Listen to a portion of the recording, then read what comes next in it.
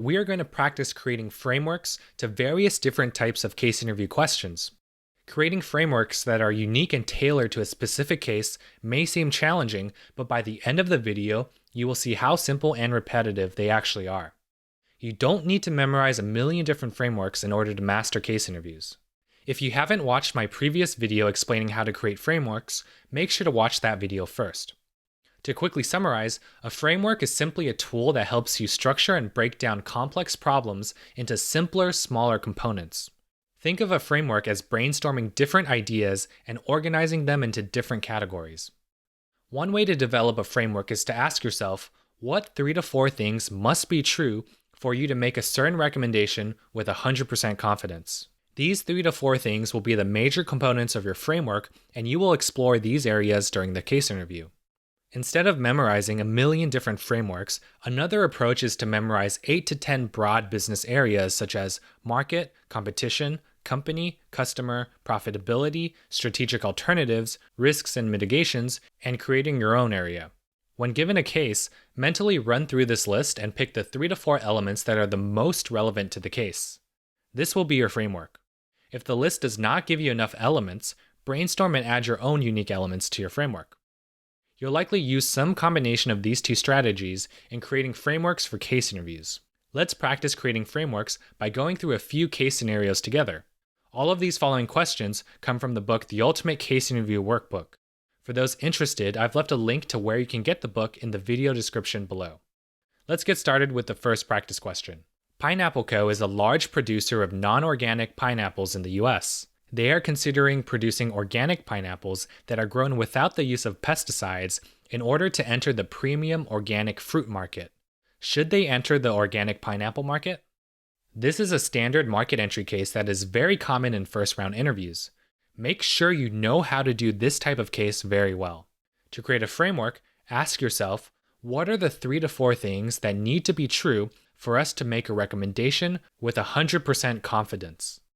These things might include the organic pineapple market is attractive, Pineapple Co. can capture meaningful market share from competitors, Pineapple Co. has the capabilities to enter the market, Pineapple Co. will be profitable from entering the market. By using these points as the major areas we want to explore, we can expand upon these areas to get the following framework. Organic pineapple market attractiveness. What is the market size? What is the market growth rate? And what are average profit margins in the market? Organic pineapple competitive landscape. How many competitors are in the organic pineapple market? How much share do these competitors have? And do these competitors have any competitive advantages or differentiation? Pineapple Co. capabilities. Does Pineapple Co. have the expertise to grow organic pineapples? Does Pineapple Co. have the distribution channels to sell these organic pineapples? Expected profitability. What are expected revenues? What are expected costs? And how long will it take to break even from entering this market? Notice that each main bullet in this framework corresponds to one of the statements we needed to believe to be true to recommend that Pineapple Co. enters the market. Also note the logical sequence of each of the main bullets. We first determine if the market is attractive, then we determine if the market is easy or difficult to enter.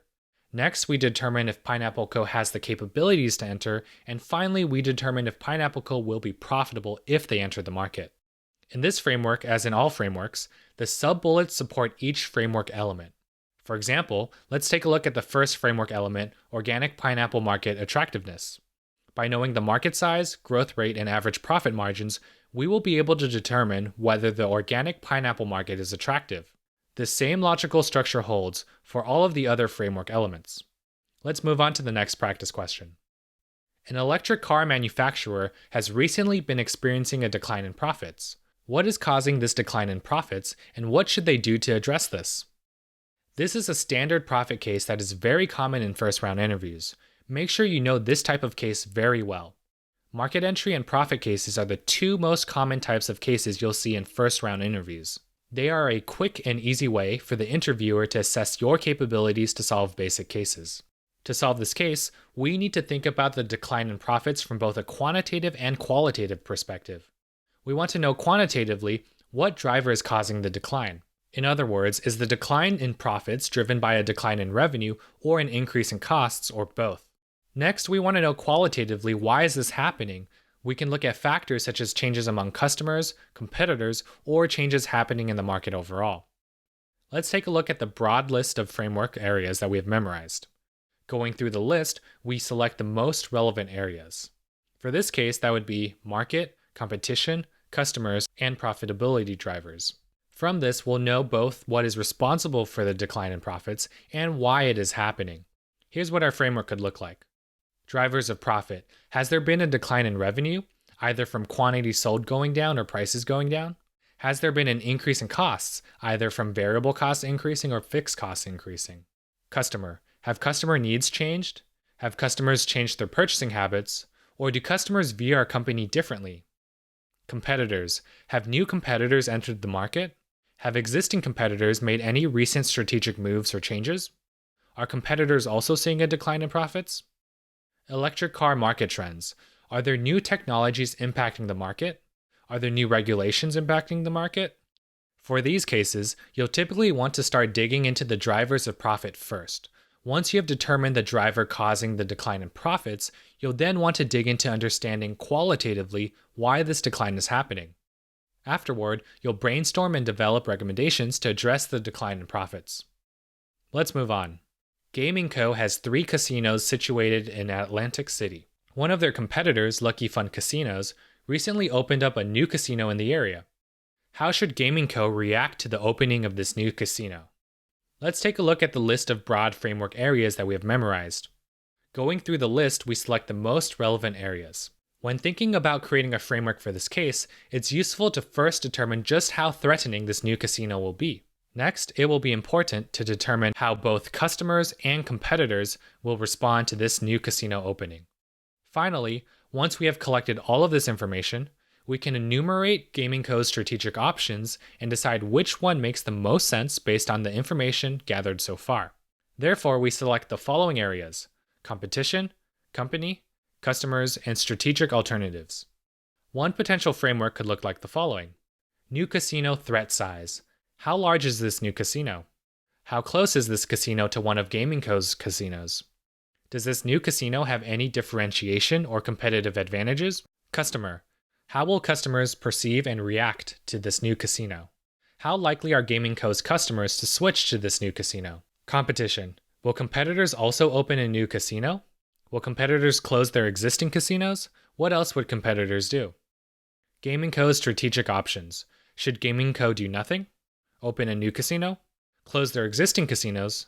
Improve their existing casinos? Or do something else? Let's move on to our last practice question.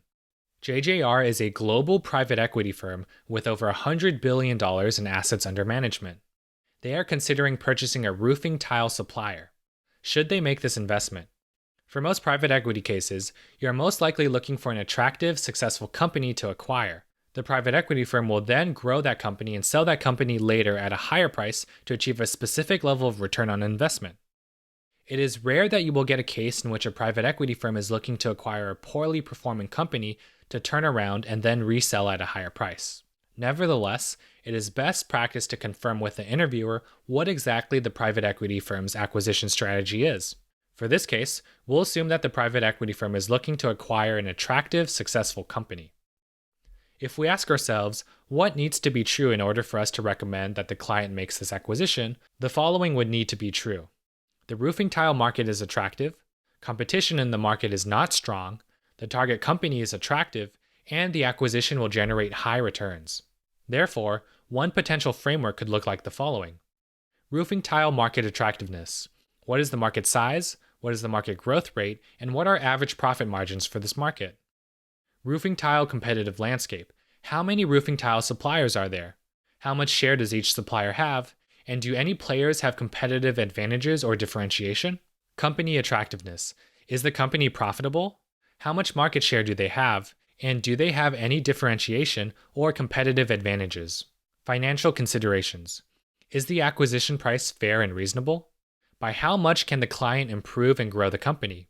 What is the expected return on the acquisition? At this point, you should begin to see how repetitive the process of creating frameworks can be. You'll likely want to practice creating more frameworks for more case situations, but as long as you use the robust strategies we covered in this video, you will be in great shape to create unique and tailored frameworks. If you found this video helpful, please help out by giving this video a like, subscribe for new videos, and also check out some of the other case interview videos on the channel.